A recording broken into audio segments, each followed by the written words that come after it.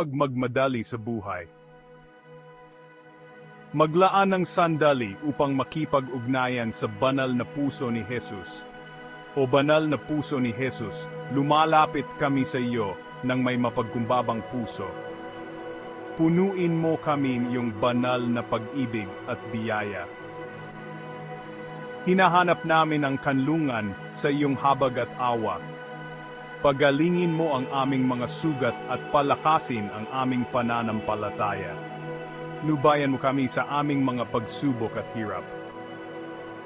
Gawin mong ang iyong banal na puso ay aming laging bukal ng pag-asa at kapayapaan.